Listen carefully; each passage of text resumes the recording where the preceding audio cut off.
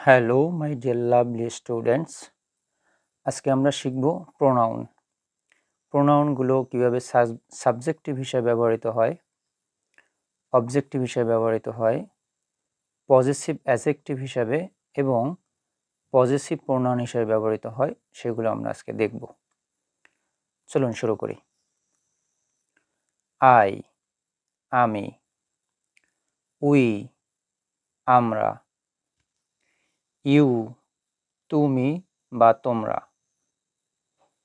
হি, সে, পুরুষ, শি, সে, মহিলা, দে, তাহারা, ইট, ইহা।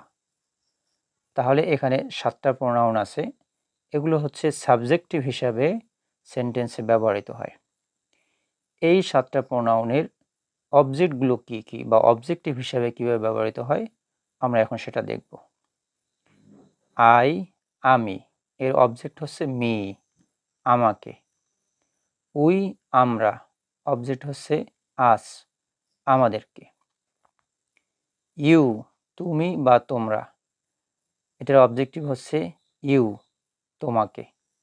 তাহলে সাবজেক্টিভ ইউ, অবজেক্টিভও ইউ, অর্থ হবে তোমাকে। হি, সে, হিম, তাকে। শি, সে, মহিলা, হার, তাকে। দে, তাহারা, দেম, তাহাদেরকে। ইট, ইহা, ইট, ইহাকে। তাহলে এই প্রোনাউনগুলো আমরা সাবজেক্ট হিসাবে এবং অবজেক্ট হিসাবে এভাবে ব্যবহার করতে পারি। এই প্রোনাউনের আরও কিছু ব্যবহার আছে, সেটা হচ্ছে পজেসিভ অ্যাজেক্টিভ হিসাবে এবং পজেসিভ প্রোনাউন হিসাবে। আমরা এখন দেখব পজেসিভ অ্যাজেক্টিভ হিসাবে কিভাবে অর্থ হয়।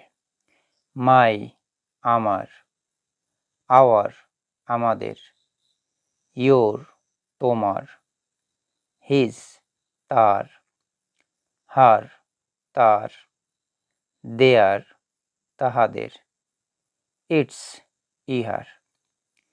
এরপর আমরা দেখব এই প্রোনাউনগুলো কিভাবে পজেসিভ প্রোনাউন হিসেবে ব্যবহৃত হয়। মাইন, আমার, আওয়ার্স, আমাদের, ইয়োর্স, তোমাদের, হিজ, তার, হার্স, তার, দেয়ার্স, তাহাদের, ইটস, ইহার। এবার তাহলে আমরা যদি এটাকে মুখস্থ করি বা এটাকে শিখি, তাহলে আমরা কিভাবে